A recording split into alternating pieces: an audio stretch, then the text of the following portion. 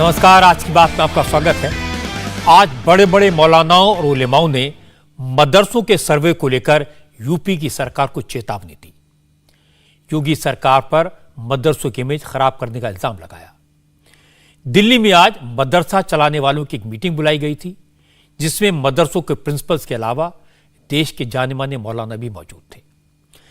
इसी मीटिंग के बाद ऐलान किया गया कि मदरसों के सर्वे के मामले में जोर जबरदस्ती बर्दाश्त नहीं होगी।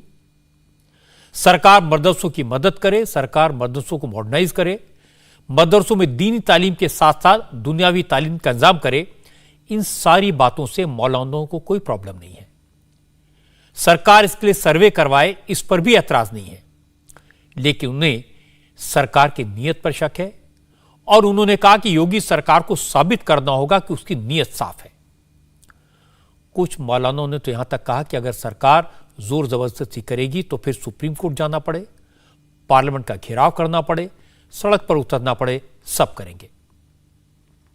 मौलानाओं की नाराजगी योगी आदित्यनाथ के उस फैसले से है जिसमें योगी आदित्यनाथ ने यूपी के सभी जिला अधिकारियों को अपने अपने जिले के ऐसे मदरसों का सर्वे करने का आदेश दिया है जो सरकारी मदद के बगैर चल रहे हैं।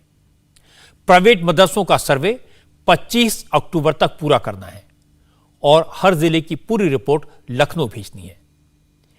योगी के इस फैसले को पूरे देश में मुसलमानों के खिलाफ बताकर इशू बनाने की कोशिश की जा रही है।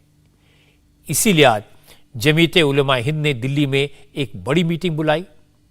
मौलाना महमूद मदनी के बुलावे पर यूपी के मदरसों के प्रिंसिपल दिल्ली पहुंचे और मीटिंग में 2-3 बातें तय हुई। देश के बड़े मौलानाओं की कमेटी बनी। तय हुआ कि अब 24 सितंबर को दारुल उलूम देवबंद में होने वाली मीटिंग में आगे की रणनीति बनाई जाएगी। मौलाना महमूद मदनी ने पहले ही कहा था कि सर्वे के फैसले से लगता है कि मुसलमानों को हमेशा शक की नजर से देखा जाता है। आज मौलाना मदनी ने कहा कि सरकार भले ही सही काम कर रही हो, लेकिन अगर सही काम भी गलत तरीके से किया जाए तो नतीजा अच्छा हो ही नहीं सकता। अब सवाल है कि सरकार मदरसों का सर्वे क्यों कर रही है, कैसे कर रही है, किस नियत से करा रही है, और अगर यूपी की सरकार मदरसों का सर्वे करवा रही है तो फिर मौलानाओं से बात क्यों नहीं की, मुस्लिम संगठनों से सलाह मशवरा क्यों नहीं किया। सरकार का इस बारे में क्या कहना है, मैं आपको मुस्लिम संगठनों की बात सुनवाऊंगा, सरकार का जवाब भी दिखाऊंगा। इस मसले पर मौलाना कह रहे हैं कि मदरसे सरकार की मदद नहीं लेते, जो चंदे से चलते हैं, सरकार को उनका सर्वे कराने का हक किसने दिया। अब सवाल है कि क्या वाकई में चंदे से चलने वाले मदरसों को सरकारी मदद की जरूरत नहीं है? क्या प्राइवेट मदरसों की हालत इतनी ठीक है कि उसमें पढ़ने वाले बच्चे इंजीनियर, डॉक्टर और साइंटिस्ट बन सकते हैं? आज मैं आपको मदरसों की जमीनी हकीकत दिखाऊंगा। उससे आपको सरकार की नीति, सरकार की नीयत और मौलाना के शक सबकी तस्वीर साफ हो जाएगी। लेकिन सबसे पहले आपको बताता हूं कि आज दिल्ली में जो मौलानाओं की बड़ी मीटिंग हुई उसमें क्या हुआ। आज जमीयत उलमा हिंद की तरफ से यूपी के मदरसों के प्रिंसिपल्स को बुलाया गया था। ज्यादातर उन मदरसों के मौलाना शामिल हुए जो सरकारी मदद नहीं लेते।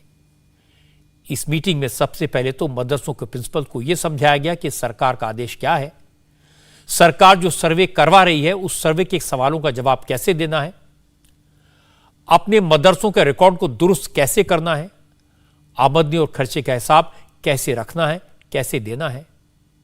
यह सब बताने के बाद मौलानाओं से कहा गया कि सरकार जो कर रही है उसे रोका नहीं जा सकता, लेकिन अगर सरकार जबरदस्ती करती है तो उसकी मुखालफत की जा सकती है और मुस्लिम संगठन अब विरोध ही करेंगे। लेकिन मजे की बात है कि मीटिंग के बाद मौलाना मदनी, मौलाना नियाज अहमद फारूकी और कमाल फारूकी जैसे किसी शख्स ने योगी आदित्यनाथ के सर्वे के फैसले का विरोध नहीं किया। किसी ने यह नहीं कहा कि सर्वे करके सरकार गलत कर रही है। सबने कहा फैसला ठीक हो सकता है, लेकिन बात नीयत की है, सरकार की नीयत पर शक है। हम ये कह रहे हैं किसी भी सही, कितना भी सही काम हो उसे गलत तरीके से नहीं किया जाना चाहिए। डाउट क्रिएट किए बगैर बातचीत के तो हमेशा कोई भी चीज को हमेशा सही करने की, और सही है तो और अच्छा करने की हमेशा गुंजाइश रहती है। आपका कंसर्न क्या है, मतलब किस बात को लेकर शिकायत है जो सरकार का, कौन कौन सी बात को लेकर बैठना चाहिए, बात करनी चाहिए। उसको जिस तरह से पोर्ट्रे किया जा रहा है वो तरीका गलत है, उस तरीके पर जो सरकार के उस पर क्या करेंगे? आपने देखा ना कि आसाम में क्या हुआ है। तो अब वो तरीका अगर इख्तियार किया जाएगा तो वो तो नाजायज होगा, नामुनासिब होगा।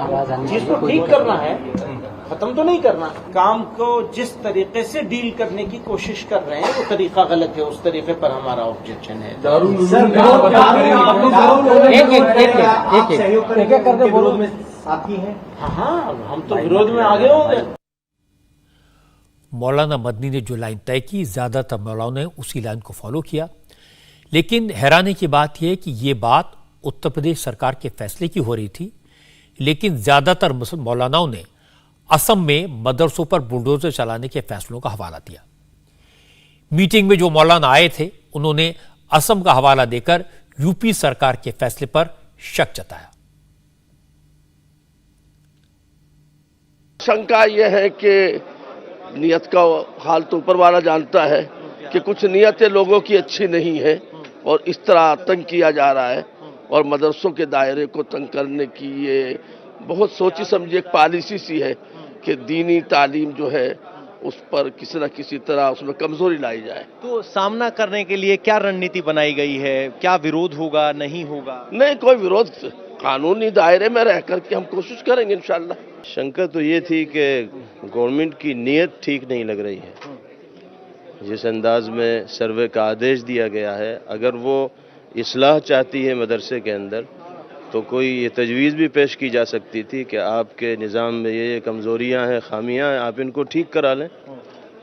लेकिन जिस अंदाज में सर्वे का आदेश दिया गया और फिर जिस तरह की कार्रवाइयाँ होती हैं, ख़ास तौर पर आसाम में हमने देखा कि ज़रा सी कमज़ोरी की वजह से डिमोलिश कर दिया मदरसे को, तो ये चीज़ बिल्कुल मुनासिब नहीं है और अच्छी नहीं है। यह है कि जो हुकूमत की जो नज़र है मदारिस पर, मदरसों पर है, इसी तरह जो है वो दूसरे जो संस्थाएं हैं, जो दूसरे जो है वो गुरुकुल है, फिर दूसरे जो ये हैं उन पे भी गिरफ्त होना चाहिए।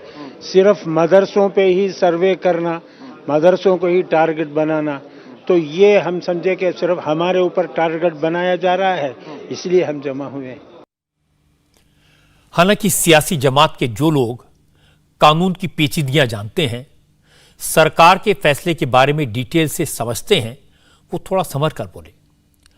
All India Muslim personal law board के मेंबर कमाल फारूकी ने कहा कि योगी सरकार ने मदरसों का सर्वे कराने का जो फैसला किया है वो कानूनी तौर पर सही है। हो सकता है कई मदरसों में कुछ खामियां हों, ये कमियां सरकारी सर्वे से दूर नहीं होंगी। स्टीयरिंग कमेटी कमियां दूर करने में मदरसों की मदद करेगी। सर्वे का विरोध नहीं कर रहे हैं, सर्वे के तरीके पर विरोध कर रहे हैं। सर्वे तो हर एक आदमी का हो सकता है, लॉ अबाइडिंग सिटीजन है, कंप्लायंसेस हर हालत में होनी चाहिए।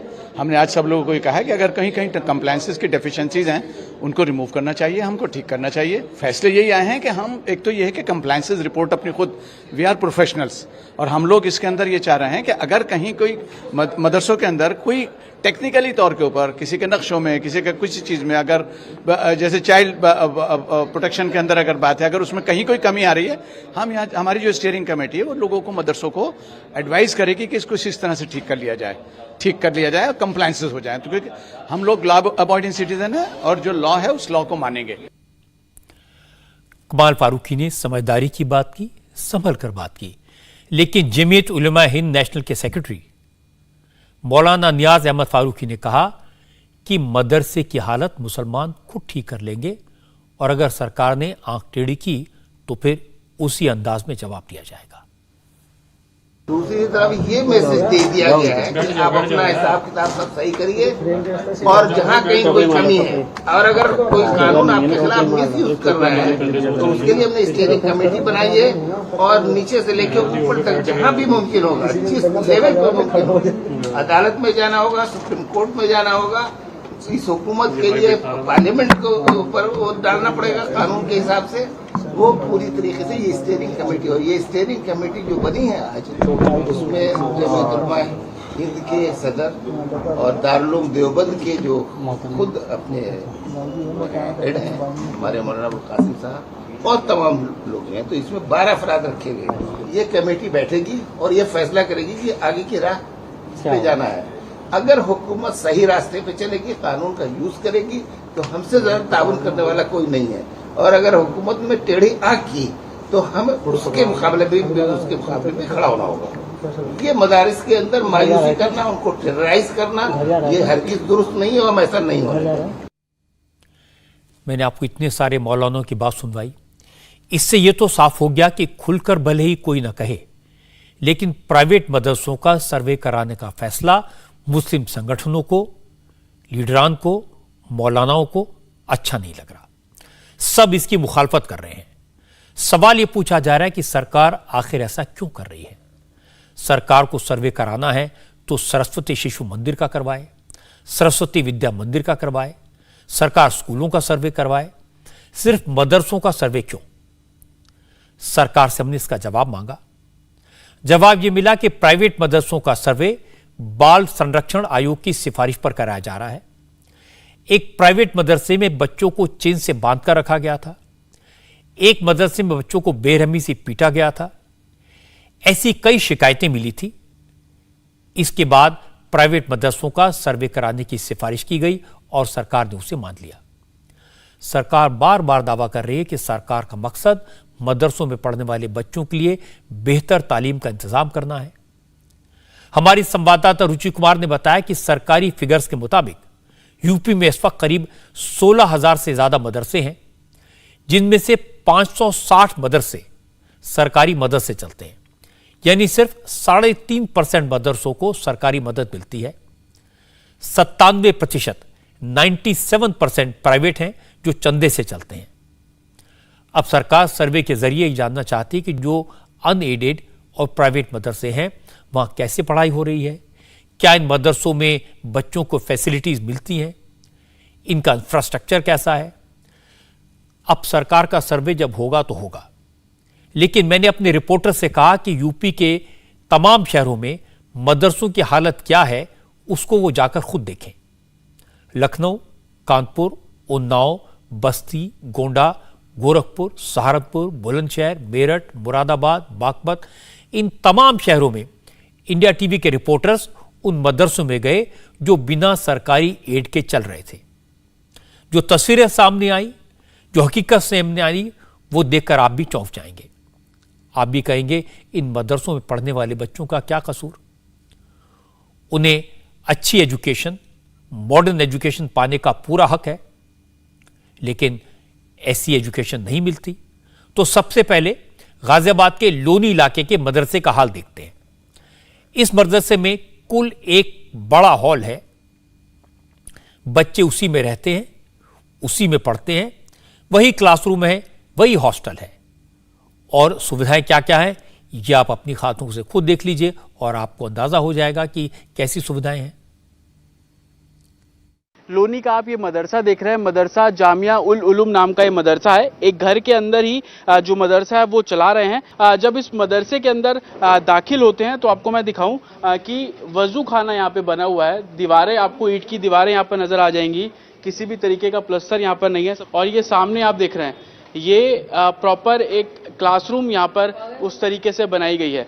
और इस क्लासरूम में आप देखेंगे कि कुछ बच्चे अभी यहाँ पर मौजूद हैं, जो बच्चे बैठे हुए हैं, लेटे हुए हैं। बोर्ड टाइप का भी यहाँ पर लगाया हुआ है। उस बोर्ड पे भी आप देखेंगे कि उर्दू में ही तमाम जो चीज़ें हैं वो यहाँ पर लिखी हुई है।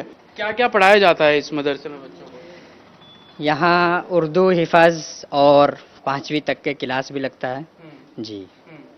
तो कितने बच्चे हैं आपके इस मदरसे में? अभी फ़िलहाल हमारे यहाँ 15 बच्चे हैं। मदरसे में एक तरफ वजू के लिए नल लगे हैं, दूसरी तरफ सीढ़ियों के नीचे जो नल लगे हैं वही बच्चों के लिए बाथरूम है। क्लासरूम में दरी बिछा दी गई तो वही कमरा बच्चों का बेडरूम हो जाता है।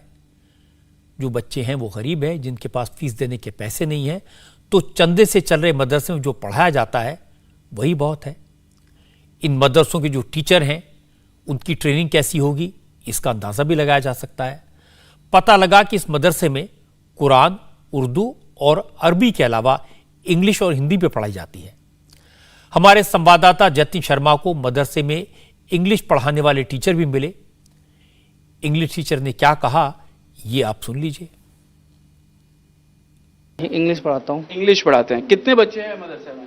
फिलहाल तो अभी 17-18 है। अच्छा, कुछ किताबें हम लोग देख सकते हैं कि जिन किताबों के जरिए आप बच्चों को तालीम दे रहे हैं, बच्चों को पढ़ा रहे हैं? सर ऐसा है, लॉकडाउन में मदरसा बंद था सर। अभी फिलहाल जो है कुछ बच्चे आए हैं और फिलहाल ABCD नर्सरी से लेकर चल रहे हैं सर।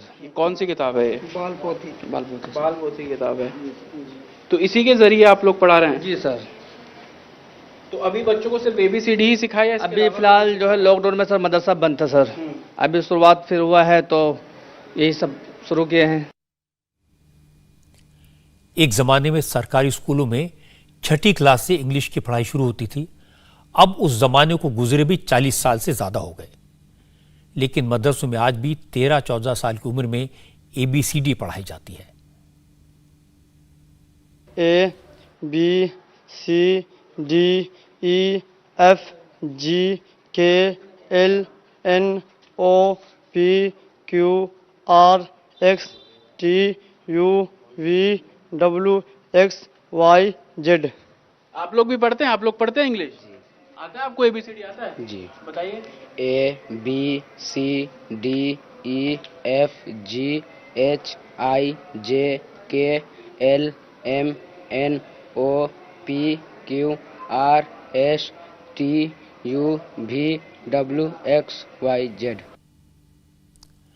अब बच्चों को अंग्रेजी इतनी लिमिटेड है, कुछ लोग इन बच्चों की बात को सुनकर हंस सकते हैं, लेकिन मुझे लगता है कि हंसने के नहीं, दुख की बात है। इसमें बच्चों का क्या कसूर? उनकी तो कोई गलती नहीं है। उनके पास अच्छे टीचर नहीं हैं, पढ़ने की सुविधा नहीं है। आमतौर पर स्कूल जाने वाले बच्चों के सपने बड़े होते हैं। कोई डॉक्टर बनना चाहता है, कोई IAS बनना चाहता है, कोई साइंटिस्ट बनना चाहता है, कोई इंजीनियर बनना चाहता है। लेकिन मदरसों में, और ख़ासतौर से ऐसे मदरसों में, बच्चे सपना देखते हैं कि वो काजी बन जाएंगे, हाफिज बन जाएं, मुफ्ती बन जाएं, मौलाना बन जाएं, और यही काफ़ी होगा।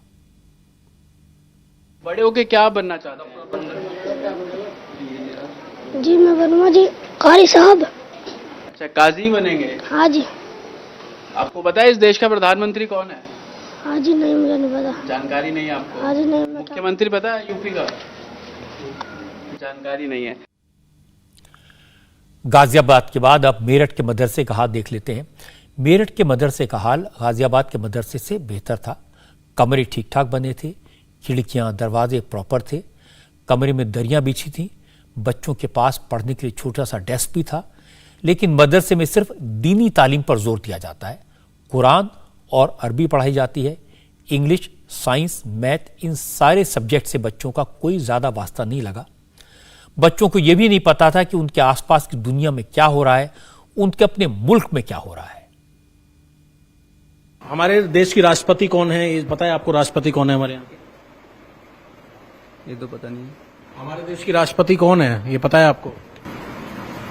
नहीं पता। प्रधानमंत्री? मोदी। अच्छा। दिल्ली के मुख्यमंत्री कौन है? नहीं पता। क्या बनना है बड़े होके, क्या बनना चाहते हो? मुफ्ती। मुफ्ती। मुफ्ती बनना चाहते हो? आप क्या बनना चाहते हो बड़े होके? मुफ्ती। मुफ्ती। आप? मुफ्ती। मुफ्ती बनना चाहते हो? अच्छा, आपको कुछ और नहीं, जैसे इंजीनियर बनेंगे? अच्छा जी। यहाँ आप कुरान की पढ़ाई कर रहे हैं? जी। यहाँ से 10वीं पास करके फिर हाई स्कूल वो करेंगे, इंटर, उसके बाद इंशाल्लाह उसमें यूनिवर्सिटी में। हमारे रिपोर्टर्स के लिए भी मुश्किल था ऐसे बच्चों से बात करना, उनकी बात को समझने की कोशिश करना, बिना उनकी भावनाओं को आहत किए उनकी प्रॉब्लम्स को समझना। समझ में यह आया कि जो प्राइवेट मदरसे हैं, ना उनका कोई सिलेबस होता है, ना वहाँ कोई सब्जेक्ट्स तय होते हैं, ना टीचर्स की क्वालिफिकेशन तय होती है। बच्चों को क्या पढ़ाया जाएगा, कौन पढ़ाया जाएगा, ये सब चंदे से तय होता है। पैसे की कमी होती है।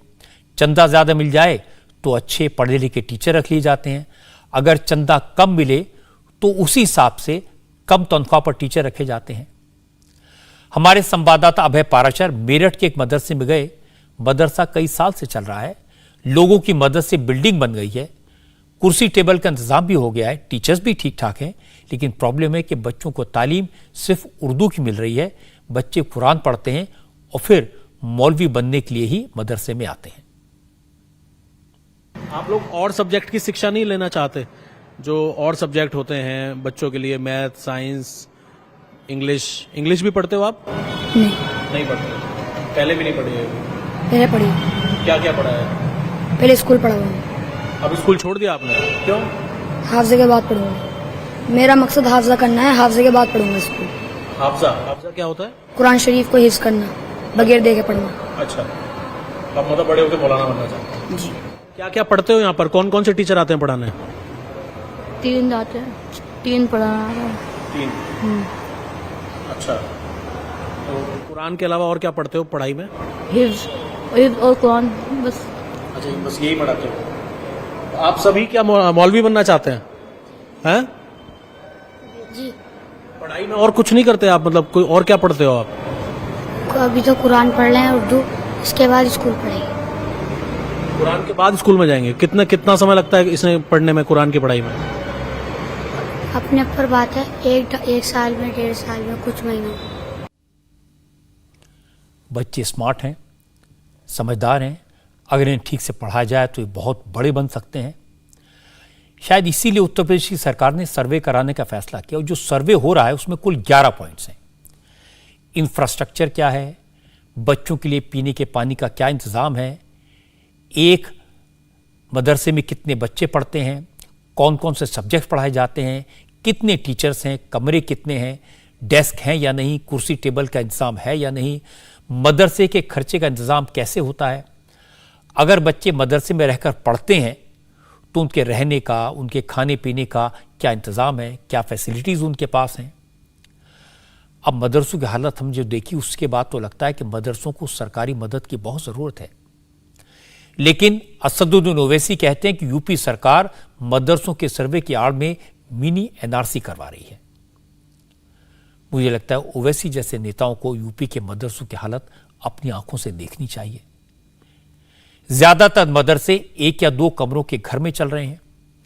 छोटे छोटे शहरों या गांव की बात छोड़ दीजिए, यूपी की राजधानी लखनऊ में भी मदरसे घरों से चल रहे हैं। इन मदरसों को चंदा मिल जाता है, उसी से किसी तरह खर्चा चलाते हैं। हमारी संवाददाता रुचि कुमार लखनऊ के काकोरी इलाके में गई। यहां भी मदरसा घर के अंदर चल रहा था। बच्चों के लिए पढ़ने का इंतजाम एक कमरे में था। मौलवी ने बताया कि वो कुरान और उर्दू के साथ साथ इंग्लिश और मैथ्स भी पढ़ाते हैं, लेकिन इन सब्जेक्ट्स का कोई कोर्स नहीं है, किसी बोर्ड की किताबें नहीं पढ़ाई जाती। हमारे यहाँ तकरीबन 125 या 30 बच्चे पढ़ते हैं, 30 बच्चों तक के होंगे, जिसमें हिंदी, अंग्रेज़ी और मैथ और अरबी की मुकम्मल तालीम यहाँ पर दी जाती है। दुनियावी तालीम के साथ साथ, दीनी तालीम के साथ साथ दुनियावी तालीम का भी पूरा नज़्म है। एनसीईआरटी की किताबें पढ़ाते हैं आप लोग? वो किताबें जो सरकार की तरफ से हैं जी, उसमें से जो है उसका कोर्स बनाने की कोशिश की जा रही है। वो एनसीईआरटी किताबें नहीं, जो सरकार का कोर्स है वो यहाँ पे लागू नहीं, अभी नहीं लागू हो पाए। अगर गलत है तो सरकार उनका जो है सर्वे करा करके उनको निरस्त करे। जो गलत तरीके पर चला रहे हैं या चल रहे हैं, सरकार उनकी पूरी जानकारी लेकर के उनको ख़त्म करे, और जो सही चल रहे हैं उनका ताउन करे। अब हम समझ सकते हैं कि जब मॉडर्न एजुकेशन की किताबें नहीं होगी, सिर्फ कुरान पढ़ाई जाएगी, उर्दू में ही तालीम दी जाएगी, तो फिर बच्चे मुफ्ती, काजी और मौलवी ही बनना चाहेंगे। इसमें बच्चों का तो कोई कसूर नहीं है। उन्हें जो पढ़ाया जा रहा है, जो बताया जा रहा है, जो समझाया जा रहा है, उसके हिसाब से ही वो अपने भविष्य के सपने बुन रहे हैं। लेकिन यहाँ ये बताना ज़रूरी है कि सारे मदरसे ऐसे नहीं हैं। मैं आपको कुछ ऐसे मदरसे दिखाता हूं जहां मॉडर्न एजुकेशन मिलती है, और इन मदरसों में जो बच्चे पढ़ते हैं उनके सपने अलग हैं, बड़े सपने हैं। वो मौलाना, मुफ्ती नहीं बनना चाहते। लखनऊ में ही एक कमरे में चलने वाले मदरसे हैं, और लखनऊ में ही आलीशान मदरसे भी हैं, मान्यता प्राप्त मदरसे हैं, और जो रिकॉग्नाइज मदरसे हैं उनमें पढ़ाई कैसे होती है इसका एक एग्जाम्पल आपको दिखाता हूं। यह लखनऊ के ऐशबाग में दारुल उलूम फिरंगी महल का मदरसा है। मदरसे में सभी मॉडर्न फैसिलिटीज हैं। लड़के और लड़कियां दोनों यहां पढ़ाई करते हैं। दीनी तालीम के साथ साथ science, maths, Hindi, English, history और कंप्यूटर साइंस सारे सब्जेक्ट्स पढ़ाए जाते हैं। मदरसे में कुरान शरीफ के साथ साथ एनसीईआरटी की किताबें भी पढ़ाई जाती हैं। बड़े बड़े क्लासरूम हैं, डेस्क हैं, टेबल चेयर हैं, प्लेग्राउंड है, बड़ी लाइब्रेरी है जिसमें हर सब्जेक्ट की किताबें हैं।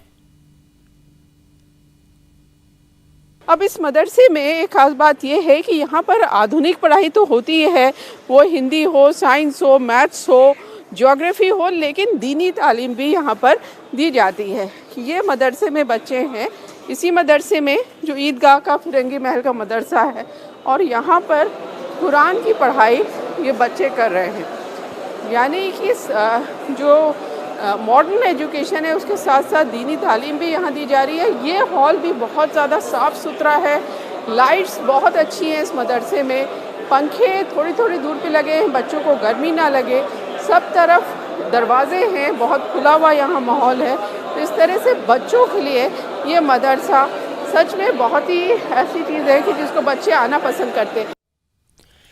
जब मॉडर्न एजुकेशन मिलती है तो फिर स्टूडेंट्स का पूरा आउटलुक चेंज हो जाता है। स्टूडेंट समझने लगते हैं कि उनके सामने करियर के कितने ऑप्शन हैं। जब मैंने आपको गैर मान्यता प्राप्त मदरसों में पढ़ रहे बच्चों की बात सुनवाई थी तो बच्चे कह रहे थे उन्हें हाफिज बनना है, काजी बनना है, मुफ्ती और मौलाना बनना है। लेकिन जब आप लखनऊ के इस मान्यता प्राप्त मदरसे में पढ़ने वाले छात्रों की बात सुनेंगे तो आपको अंदाजा हो जाएगा कि ये छात्र अपने फ्यूचर को लेकर, अपने करियर को लेकर कितने क्लियर हैं, कितने फोकस्ड हैं। तुम जो पढ़ाई कर रहे हो उसके बाद क्या बनोगे? इंशाल्लाह I want to become an IAS. Yes. उसके लिए क्या क्या उसके लिए हमारा हिस्ट्री मेरा फेवरेट सब्जेक्ट है। मुझे उसकी जितना मुझे हो सके उतनी हिस्ट्री में ज़्यादा पढ़ता हूँ। मुझे सोशल साइंस बहुत अच्छा सब्जेक्ट लगता है। I want to become a scientist. जी। क्या क्या पढ़ाई करोगे? अभी तो हाफिज़ा चल रहा है, उसके बाद हम इंटर पढ़ के देंगे, उसके बाद आईआईटी से निकालेंगे। तुम क्या बनोगे? इंजीनियर। तुम क्या बनोगे? डॉक्टर बनना चाहिए जी। IAS officer. डॉक्टर के लिए क्या पढ़ाई करोगे? डॉक्टर के लिए हम हिफ्ज़ करने के बाद तैयारी शुरू करेंगे। आप क्या बनेंगे? जी डॉक्टर। डॉक्टर बनेंगे, क्या पढ़ाई करोगे? मैं अभी English, Hindi, math, social science सब सब्जेक्ट पढ़ रहे हैं। Software engineer. ये हम लोग यहाँ पे बेसिक्स स्ट्रॉन्ग की जाती है, और फिर जैसे मैथ्स हो गया, साइंस, इवन उसमें भी हम लोग बहुत अच्छा अभी परफॉर्म कर रहे हैं। और ऐसा लग नहीं रहा कि मदरसे में पढ़ रहे हैं, बहुत अच्छे से हम लोग की पढ़ाई हो रही है और टीचर्स भी बहुत फ्रेंडली हैं और बहुत अच्छे से हम लोगों को कोप अप कर रहे हैं। तो बाकी मदरसे देखती हो तो कुछ अपना मदरसा फ़र्क सा दिखाई देता है? बहुत ज़्यादा है। यहाँ पर बहुत सारी सामान मिलता है और बहुत अच्छे से यहाँ पे पढ़ाई भी होती थी। स्टार्टिंग में तो जब आए थे तो ज़्यादा कुछ नहीं आता था, यहाँ पर आके बहुत कुछ सीखने को मिला हम लोगों को। अच्छी तालीम होगी तो फिर सपने भी बड़े बड़े होंगे। इस मदरसे को चलाने वाले दारुल उलूम के मौलाना खालिद रशीद फिरंगी महली ने कहा कि उनका मकसद बच्चों को दीन के साथ दुनिया की तालीम देना भी है। मदरसे में लड़कियों की पढ़ाई पर खालिद रशीद ने कहा कि जब बेटियां आगे बढ़ेंगी तभी मुल्क आगे बढ़ेगा। यहाँ पे इस बात की कोशिश की जाती है कि जो भी बच्चे तालीम हासिल करने आएँ उनको कुरान और हदीस, इस्लामिक स्टडीज़ के साथ साथ जो मॉडर्न सब्जेक्ट्स हैं जैसे साइंस है, मैथ्स है, हिस्ट्री, जोग्राफ़ी है, उसकी भी तालीम दी जाए, जिससे कि बच्चे आगे चल करके जिस भी लाइन में जाना चाहें, चाहे आलमियत की लाइन में, चाहे डॉक्टरी या इंजीनियरिंग की लाइन में, उसमें जा सकें और ख़ुद अपने पैरों पर खड़े हो सकें। जैसे जो दीनी तालीम है, यहाँ बच्चे कुरान भी पढ़ रहे हैं तो साथ में हमने देखा मैथ्स भी बच्चियों को पढ़ाई जा रही है। यानी यहाँ लड़कों के साथ साथ लड़कियों की भी तालीम का इंतज़ाम है और सभी सब्जेक्ट्स उनको पढ़ाए जा रहे हैं, जिससे कि बच्चियाँ भी आगे चल कर के नीट भी क्वालिफाई कर सकें या इंजीनियरिंग में जाना चाहती हैं तो उसमें भी जा सकें। और अच्छी बात यह है कि लड़कों के साथ साथ लड़कियों की तरफ से भी काफ़ी अच्छा रिस्पांस मिल रहा है। मौलाना खालिद रशीद जैसे बहुत सारे मुस्लिम स्कॉलर हैं जो मुसलमानों में शिक्षा के लिए बेहतरीन काम कर रहे हैं। एक एग्जाम्पल मैंने आपको दिखाया, वक्त होता तो बहुत सारे ऐसे उदाहरण दिखा सकता था, लेकिन जितने रिसोर्सेस इनके पास हैं वो सबके पास तो नहीं हो सकते। जो छोटे छोटे मदरसे चल रहे हैं वो चंदे पर चल रहे हैं। अगर उन्हें सरकारी मदद मिल जाए तो ये मुस्लिम बच्चों के भविष्य के लिए बहुत बड़ा काम होगा। योगी आदित्यनाथ की सरकार का दावा तो यह है कि प्राइवेट मदरसों के सर्वे के पीछे मकसद है सभी मुस्लिम बच्चों को बराबरी का मौका देना। आज यूपी के minority affairs minister Danish Ali Ansari ने कहा कि सर्वे को लेकर जो कंफ्यूजन फैलाया जा रहा है वो ठीक नहीं है। सरकार का मकसद मदरसों को बेहतर करना है जिससे मुस्लिम बच्चों को बेहतर एजुकेशन और रोजगार दोनों मिल सकें। मैं पूरी ईमानदारी से यह आश्वस्त करता हूं कि हमारी योगी सरकार अल्पसंख्यक समाज के विकास के लिए, उनके तरक्की के लिए, उनके बेहतर रोजगार के लिए, अच्छी शिक्षा के लिए काम कर रही है। और कोई भी ये तनिक भी ना संदेह रखे कि सरकार के कहीं भी मंशा में कोई कमी है।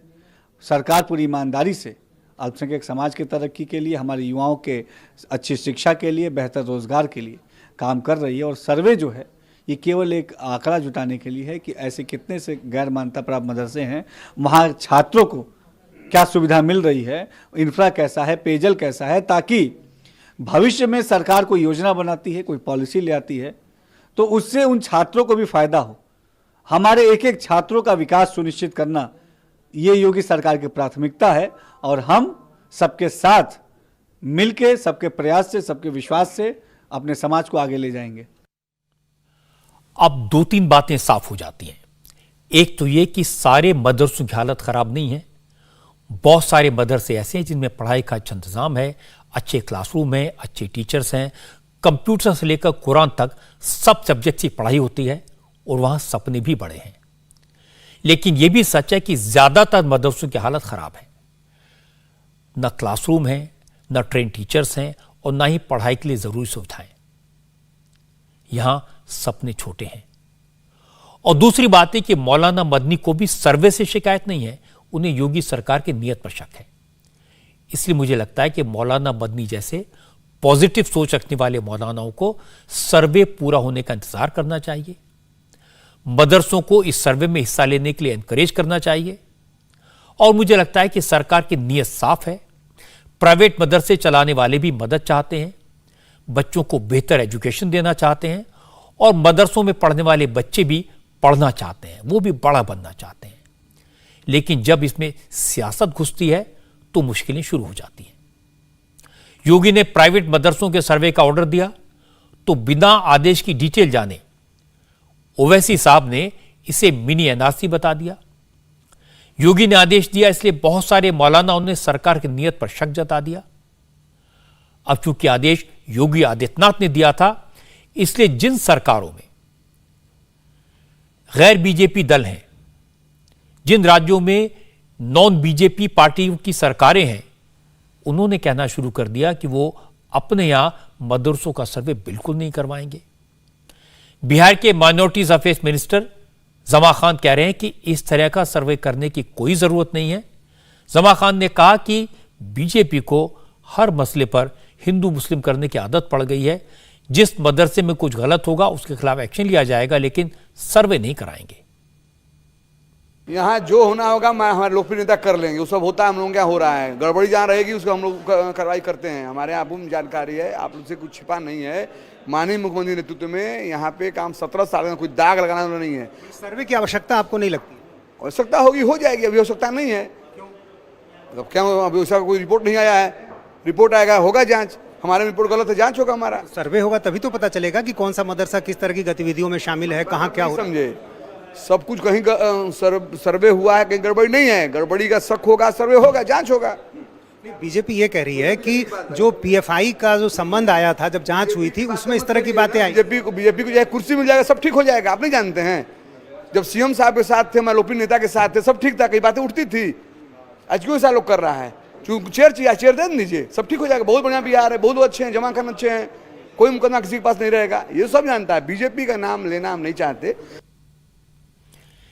जिस तरह से यूपी में बहुत सारे मदरसों की हालत खराब है, उसी तरह बिहार में भी है। बिहार में भी हमारे रिपोर्टर्स ने बताया कि एक एक कमरे में मदरसे चल रहे हैं। लेकिन बिहार में एक और बात है, मदरसों में एंटी नेशनल एक्टिविटीज की खबरें आई हैं। कुछ दिन पहले मोतिहारी के मदरसे से एनआईए ने एक मौलवी को गिरफ्तार किया था। उसके रिलेशंस आतंकवादी संगठनों से पाए गए थे। चूंकि वो बाहर से मदरसे में पढ़ाने आया था, इसलिए मदरसे के लोगों को उसके बारे में कोई जानकारी नहीं थी। कहने का मतलब यह कि अगर मुस्लिम बच्चों का भला करना है तो मदरसों की हालत सुधारने की जरूरत तो बिहार में भी है। लेकिन चूंकि यूपी में यह काम योगी ने शुरू किया, इसलिए बिहार में नीतीश कुमार मदरसों का सर्वे नहीं करवाएंगे। मुझे लगता है कि ऐसे तर्क ठीक नहीं है, ऐसी सोच ठीक नहीं है। वैसे ये बात सही है कि इस वक्त नीतीश कुमार का फोकस बिहार पर कम, बिहार के एजेंडे के बजाय अब देश के एजेंडे पर ज्यादा है। वो अपने आप को नेशनल लीडर साबित करने की कोशिश में लगे हैं और आज नीतीश कुमार ने यह बात खुद कह दी। नीतीश कल से दिल्ली में है, दिल्ली में एक के बाद एक मीटिंग्स कर रहे हैं। आज दिन भर भी मीटिंग्स का सिलसिला जारी रहा। एजेंडा एक ही है, नरेंद्र मोदी को हराना। नीतीश कह रहे हैं कि अकेले अकेले मोदी को हराना नामुमकिन है, इसलिए मिलकर कोशिश करनी चाहिए। इसीलिए नीतीश कुमार ने आज शरद यादव, सीताराम येचुरी, डी राजा, ओम प्रकाश चौटाला, अखिलेश यादव, अरविंद केजरीवाल जैसे तमाम नेताओं से मुलाकात की। आज इन सारे नेताओं से मिलने के बाद नीतीश कुमार ने बार बार कहा कि वो प्रधानमंत्री पद के दावेदार नहीं हैं, वो तो सिर्फ विरोधी दलों को मोदी के खिलाफ एकजुट करना चाहते हैं। विपक्ष की पार्टियों को सबको इकट्ठा होकर आज जो है हमारे देश और संविधान को बचाना है। ये सब गलत बात है। देखिए हम उसके नहीं, आप ये पूछ देते हैं आप लोग, हम इसके क्लेमेंट है ही नहीं, उसके इच्छुक भी नहीं है। हम तो सब हम लोगों को एकजुट करने में। देखिए पहला टास्क है जैसे इन्होंने कहा कि सबको एकजुट करें, जो भारत के संविधान को और उसकी चरित्र, एक धर्मनिरपेक्ष जनतंत्र का गणराज्य, उसको जो बचाएंगे, उसके आधार पर हम जो है आगे की बात सोचेंगे। नीतीश कुमार आमतौर पर संयत रहते हैं, मुस्कुराकर सवालों के जवाब देते हैं, नाराज नहीं होते। लेकिन आजकल आरसीपी सिंह का नाम सुनकर वो नाराज हो जाते हैं। आज नीतीश कुमार ने आरसीपी सिंह के लिए जिस तरह की भाषा का इस्तेमाल किया, वो नॉर्मली ऐसी भाषा का इस्तेमाल नहीं करते। नीतीश कुमार ने कहा कि आरसीपी सिंह थे क्या, वही आरसीपी सिंह को पॉलिटिक्स में लाए, अब वही आरसीपी सिंह उन्हें सियासत का ज्ञान दे रहे हैं। आरसीपी सिंह बोल रहे हैं सर, का क्या नाम ले रहे हो? नाम नहीं लिया जाए सर। अरे क्या बात करते हैं आप लोगों को, ये भी पता नहीं है। उसको बताए कौन राजनीति, लाया कौन राजनीति, आप ये भी जान रहे हैं। आईएएस था, कौन बनाया था अपना प्राइवेट सेक्रेटरी, और कहां से कहां बनाया, छोड़िए ना।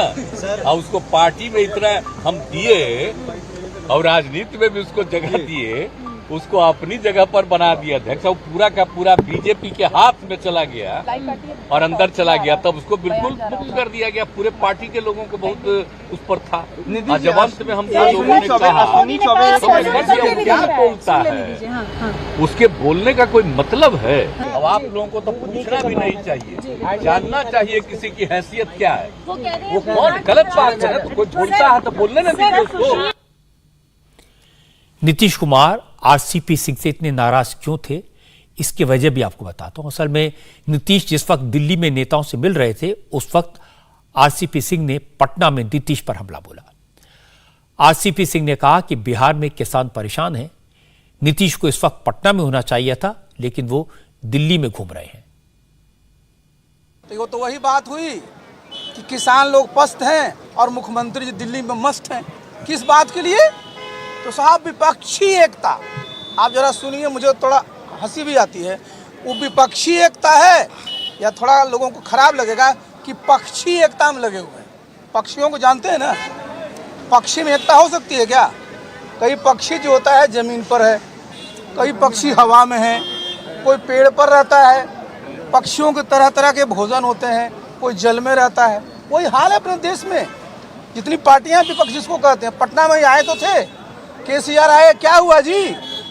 उठ बैठ होते रहा, वो कहें उठिए, वो कहें बैठिए, उतना ही नहीं। क्या है कि साहब कांग्रेस साथ में रहे कि लेफ्ट साथ में रहे, और गए रात कहाँ मिले हैं? सबसे पहले कहाँ मिले हैं, किनकी पैरवी से मिले हैं आप लोग ज़्यादा जानते हैं। लेकिन ये भी जरा जान लीजिए वो किसके प्रोडक्ट हैं? 1974 आंदोलन के, जेपी आंदोलन के। और स्वर्गीय जेपी जयप्रकाश नारायण जी पर लाठी किसने चलाया था जी? किस सरकार ने चलवाया था? इमरजेंसी किसने लगाया था? और जा करके फोटो खिंचवा रहे हैं। अब फोटो भी देखने कैसा कैसा फोटो आ रहा है। मैं किसी का एजेंट हूँ क्या? ये सब जो मेरे बारे में बोलते हैं, एजेंट मैं हूँ, बैकग्राउंड पता है ना, मैं एजेंट हूँ। लेकिन हाँ, इतना जरूर है कि मैं जहाँ रहता हूँ, जिसके साथ रहता हूँ, पूरी ईमानदारी, निष्ठा और वफादारी के साथ। नीतीश कुमार के दिल्ली दौरे पर बीजेपी के नेता ज्यादा कुछ नहीं कह रहे, तवज्जो भी नहीं दे रहे। सिर्फ सुशील मोदी बोले। सुशील मोदी ने कहा कि नीतीश की कोशिशें कामयाब नहीं होंगी क्योंकि वक्त बदल चुका है और नीतीश कुमार अभी भी 90s के दशक की राजनीति करना चाहते हैं।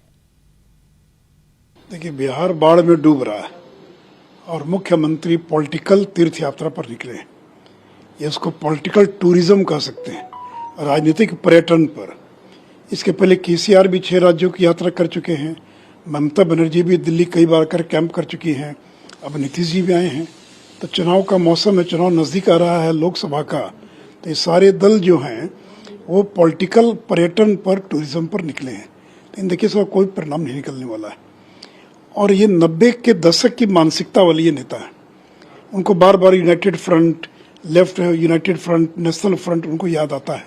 देवेगौड़ा, इंदिरा कुमार गुजराल की सरकार, चंद्रशेखर की सरकार।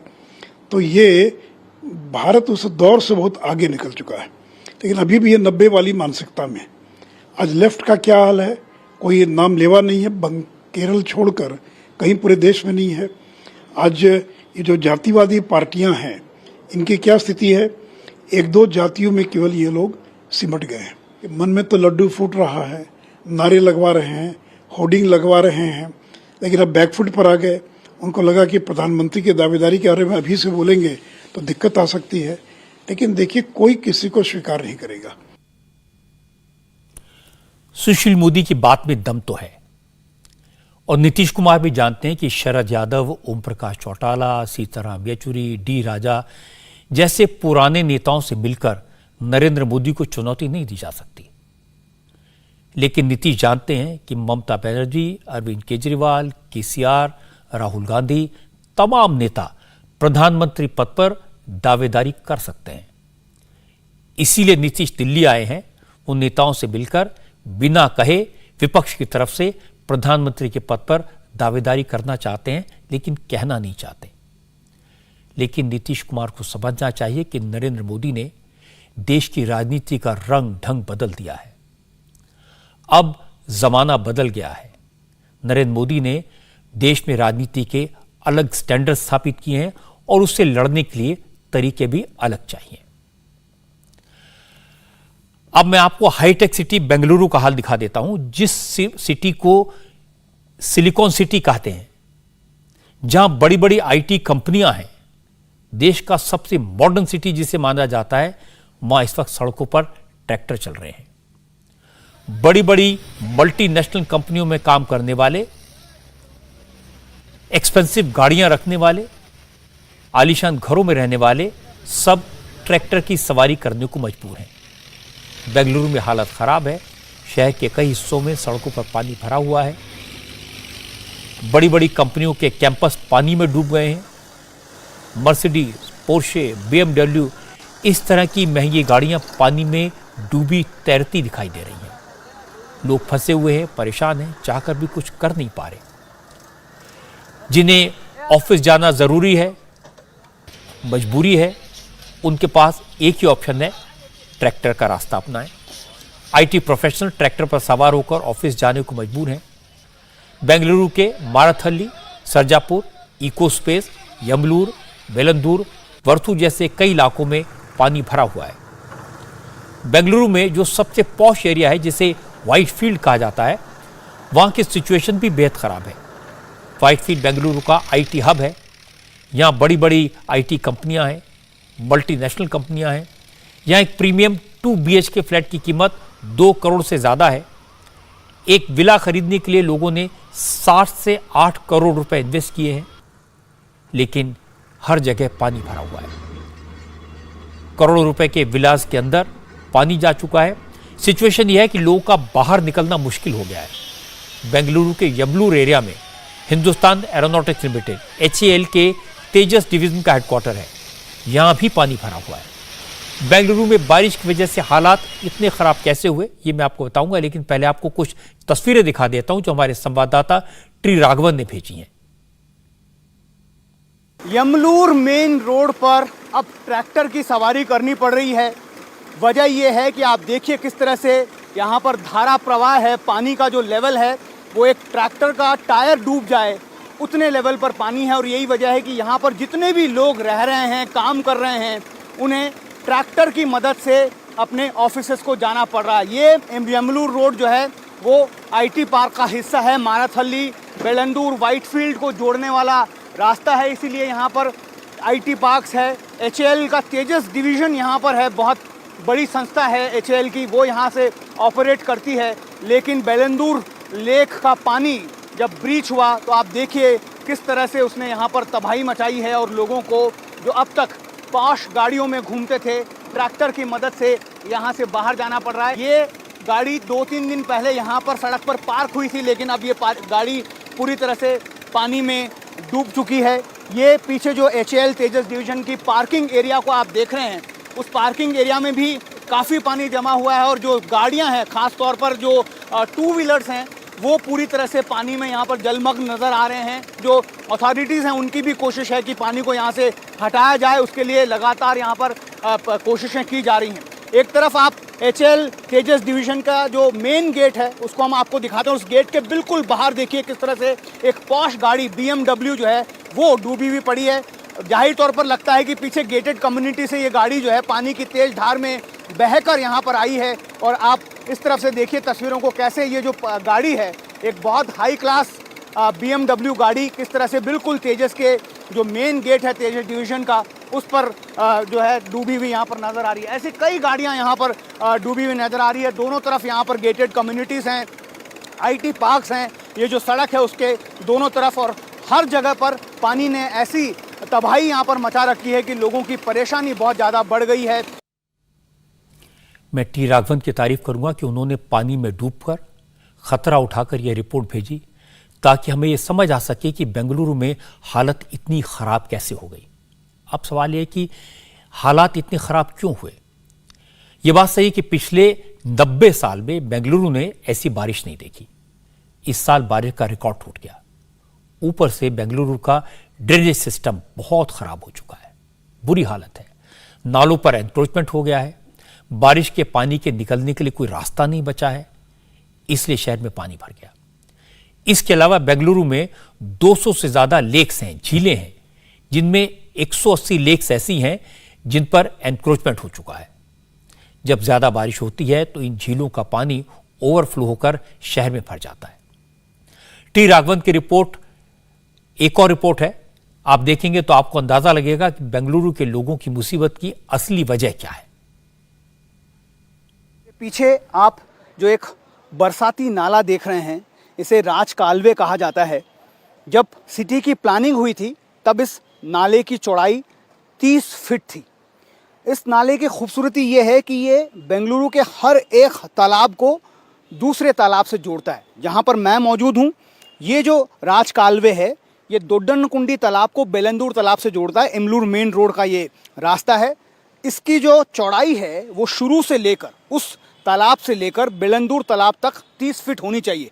आप इसकी शुरुआत देखिए, जब ये नाला इस दोड्डनकुंडी तालाब से शुरू हो रहा है तब इसकी चौड़ाई लगभग 30 फीट है।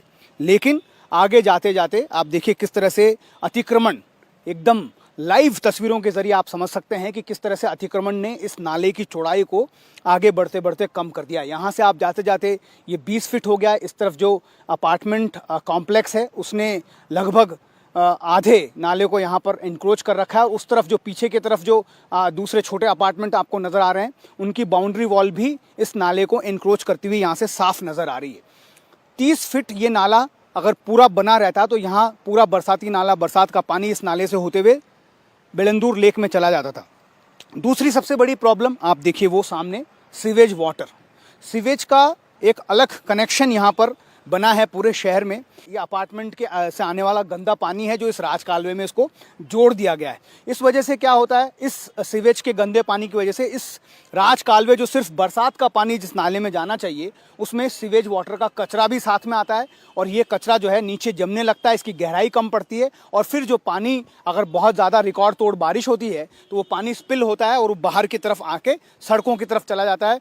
सबसे बड़ी चिंता की बात यह है कि 30 फीट जिस राज कालवे की चौड़ाई होनी चाहिए वो कई जगह पर, खुद मुख्यमंत्री ऐसा कह रहे हैं कि अधिकांश जगहों पर वो जो पहुंचते पहुंचते 4 फीट हो जाती है। तो आप अंदाज़ा लगाइए जब वाटर फोर्स 4 फीट 30 फीट से निकलकर 4 फीट की तरफ जाएगा तो वो कितना बाहर की तरफ स्पिल हो जाएगा, क्योंकि वो लोड जो है वो रास्ता उसको ले नहीं पाता और फिर नतीजा ये होता है कि वो सड़कों पर आ जाता है।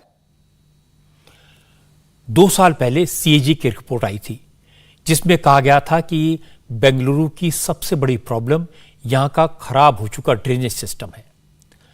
रिपोर्ट में खुलासा हुआ कि बेंगलुरु शहर में ये ड्रेनेज नेटवर्क 842 किलोमीटर का है, लेकिन 377 किलोमीटर का ही मेंटेनेंस किया जाता है। सीजी की रिपोर्ट ये भी कहती है कि कुछ नाले ऐसे हैं जो झील से, लेक से सीधे कनेक्ट नहीं होते, जिसकी वजह से नाले ओवरफ्लो होते हैं और फ्लैश फ्लड की सिचुएशन सामने आ जाती है। कर्नाटक के चीफ मिनिस्टर बसवराज बोम्मई ने कहा कि हालात तो बहुत खराब हैं, लेकिन इन खराब हालात के लिए कांग्रेस की सरकार जिम्मेदार है। कांग्रेस ने ड्रेनेज सिस्टम को सुधारने के लिए कुछ नहीं किया। दिस इज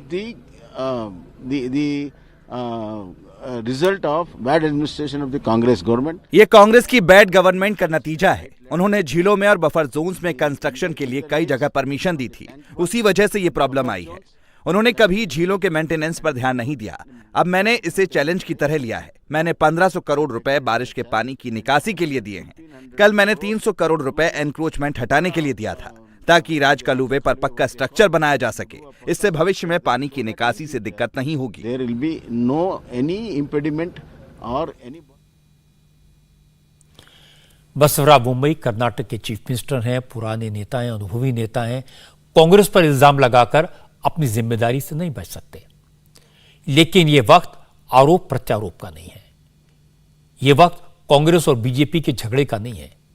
इस वक्त बेंगलुरु के लोगों को मुसीबत से निजात दिलाने में सबको मिलकर कोशिश करनी चाहिए। परेशानी की बात यह कि बेंगलुरु में बारिश अभी भी रुकी नहीं है। आज भी बेंगलुरु में बारिश हुई, कुछ इलाकों में 8 सेंटीमीटर से ज्यादा बारिश हुई है। मौसम विभाग का कहना है कि अगले 2-3 दिनों में बेंगलुरु में और भी भारी बारिश हो सकती है, इसलिए सावधान रहने की जरूरत है। अब आपको कुछ अच्छी तस्वीरें दिखाता हूं। आपको दिखाता हूं कि दिल्ली में इंडिया गेट के आसपास के इलाके का नजारा कितना बदल गया है। प्रधानमंत्री नरेंद्र मोदी 8 सितंबर को सेंट्रल विस्टा एवेन्यू को राष्ट्र को समर्पित करेंगे। इंडिया गेट से राष्ट्रपति भवन तक जाने वाला राजपथ और इंडिया गेट के आसपास वाला पूरा इलाका रीडेवलप किया गया है। इसे अब तक हम सेंट्रल विस्टा एवेन्यू के नाम से जानते हैं, लेकिन अब इसका नाम बदलकर कर्तव्य पथ रखने का फैसला किया गया है। इसका फॉर्मल अनाउंसमेंट भी उसी दिन होगा जब प्राइम मिनिस्टर इसे देश को समर्पित करेंगे। इस प्रोजेक्ट के तहत पूरे राजपथ, इंडिया गेट और उसके चारों तरफ के लॉन, नहर, वेंडिंग जोन, पैदल चलने के रास्तों को नए सिरे से सजाया गया है। सबसे अहम बात यह है कि इंडिया गेट से थोड़ी दूर पर लगी कैनोपी पर 8 सितंबर को नेताजी सुभाष चंद्र बोस की मूर्ति का अनावरण भी नरेंद्र मोदी करेंगे। इस पूरे प्रोजेक्ट का मकसद था इंडिया गेट और राजपथ के पूरे इलाके की ऐतिहासिक पहचान को बनाए रखते हुए उसे एक नया रूप दिया जाए, जो अब पूरा हो गया है। आपको कुछ और तस्वीरें दिखाता हूं तो आपको अंदाजा होगा कि आखिर इंडिया गेट के आसपास का इलाका कितना बदल गया है। राजपथ के दोनों तरफ जो वॉकवे हैं उन्हें नए सिरे से डेवलप किया गया है।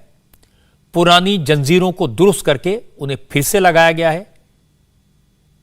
जो लाइट्स हैं, जो पोल हैं, उन्हें मरम्मत करके दोबारा लगा दिया गया है। कई जगह नए पोल भी लगाए गए हैं, नई लाइट्स लगाई गई हैं। इसी तरह इंडिया गेट के आसपास के लॉन और गार्डन्स को पूरी तरह से डेवलप किया गया है। पहले तो सारे पेड़ों की संख्या और उनकी वैरायटी का रिकॉर्ड तैयार किया गया। पूरे इलाके में 4000 से ज्यादा पेड़ हैं। इनमें से 140 नए पेड़ हैं, तो 191 पेड़ अभी भी लगाए जाने बाकी हैं। रीडेवलपमेंट के दौरान 47 से ज्यादा पेड़ों को हटाकर उनको नई जगह पर लगा दिया गया। पार्किंग की जगह जो पहले थी ही नहीं, उसकी जगह नई पार्किंग बनाई गई है। पुराने कच्चे और बुरे हालत के शिकार रास्तों को दुरुस्त कर दिया गया है। आप जानते हैं गणतंत्र दिवस की परेड राजपथ से होकर गुजरती है। इसे देखने के लिए राजपथ के दोनों तरफ जो इंतजाम थे उन्हें रिफर्बिश किया गया है, नए सिरे से तैयार किया गया है, जिससे लोग आराम से परेड देख सकें और ट्रैफिक में भी कोई बाधा ना पड़े। इंडिया गेट से राष्ट्रपति भवन की तरफ बढ़ें तो राजपथ के पैरेलल नहरें हैं। इन कैनाल्स को भी रीडेवलप किया गया है। इन्हें क्रॉस करने के लिए 16 ब्रिजेस बनाए गए हैं। यानी अब आप इंडिया गेट के लॉन्स पर वॉक करना चाहें तो इर्द गिर्द खूबसूरत नज़ारे को देख सकते हैं। अमर जवान ज्योति को वॉर मेमोरियल में मर्ज करने के बाद इंडिया गेट का नज़ारा भी बदल गया है। अब राजपथ पर सैर का अनुभव बिल्कुल अलग होगा और इसका नाम भी नया होगा। कई साल से इंडिया गेट और उसके आसपास के लॉन दिल्ली वालों के लिए और दिल्ली आने वालों के लिए एक अच्छा खासा पिकनिक स्पॉट बने हुए थे। यहां लोग सैर करने, बोटिंग करने, शाम को ठंडी हवा खाने, आइसक्रीम के स्वाद का मजा लेने के लिए आते थे। हर रोज बहुत भीड़ दिखाई देती थी और दुनिया के हर बड़े शहर में ऐसे स्पॉट पर बेसिक फैसिलिटीज का बहुत ध्यान रखा जाता है, पर हमारे यहां इसकी बहुत कमी थी। न टॉयलेट की सुविधा थी, न बैठने की जगह, न पार्किंग का इंतजाम, न वेंडर्स के लिए कोई जगह। अब अच्छी बात है कि इस इलाके में अब ऐसी हर जरूरत का ख्याल रखा गया है, सारे इंतजामात किए गए हैं। अब लोगों को भी अपनी जिम्मेदारी समझनी होगी। वो इस इलाके को साफ रखें, लॉन्स को खराब ना होने दें और पानी को गंदा ना करें। पार्किंग तय जगह पर की जाए। सब मिलकर कोशिश करेंगे तो इस इलाके का जो ब्यूटिफिकेशन किया गया है वो बना रहेगा। यह काम कोई एनडीएमसी या कोई सरकार अकेले नहीं कर सकती, सबको मिलकर करना होगा। भारत और पाकिस्तान के बीच आज वो हुआ जो पिछले 20 साल में पहले कभी नहीं हुआ। आज भारत ने एक पाकिस्तानी आतंकवादी की डेड बॉडी पाकिस्तान को सौंप दी। बड़ी बात इसलिए है क्योंकि पाकिस्तान ने आतंकवादी को अपना नागरिक मानकर उसकी लाश को स्वीकार भी कर लिया। इससे पहले पाकिस्तान हमेशा कश्मीर में मारे जाने वाले घुसपैठियों और दहशतगर्दों को लोकल कश्मीरी बताकर पल्ला झाड़ लेता था, लेकिन 20 साल में पहली बार पाकिस्तान से आए एक घुसपैठियों को अपना सिटीजन मानकर उसकी लाश को वापस ले लिया। जिस दहशतगर्द की डेड बॉडी आर्मी अफसरों ने पाकिस्तान को सौंपी उसका नाम तबारक हुसैन था। तबारक हुसैन पाकिस्तान के कब्जे वाले कश्मीर का रहने वाला था। घुसपैठ करते वक्त एनकाउंटर में उसे गोली लगी थी। 2 दिन पहले हॉस्पिटल में उसकी मौत हो गई थी। फॉर्मेलिटीज पूरी करने के बाद तबारक हुसैन का शव पुंछ के चक्का दा बाग चेकपोस्ट पर पाकिस्तान के अफसरों को सौंप दिया गया। तबारक हुसैन लश्कर तैयबा का आतंकवादी था जिसे पाकिस्तान की आर्मी ने ट्रेन किया था। वो लश्कर तैयबा के लिए भारतीय सेना के ठिकानों की रैकी करता था। 21 अगस्त को उसने नौशेरा सेक्टर में घुसपैठ करने की कोशिश की। तब सेना के जवानों की गोली से वो घायल हो गया था, जिसके बाद तबारक हुसैन को आर्मी के हॉस्पिटल में भर्ती कराया गया था। पाकिस्तान को तबारक हुसैन की डेड बॉडी इसलिए कबूल करनी पड़ी क्योंकि तबारक हुसैन ने कैमरे पर बयान दे दिया था कि वो पाकिस्तानी है। उसने अपना पता ठिकाना बता दिया था, इसलिए पाकिस्तान के पास शायद कोई ऑप्शन नहीं बचा था। इंडिया टीवी हर वक्त हर जगह डाउनलोड करने के लिए सर्च करें India TV news Google play store या ऐप स्टोर पर।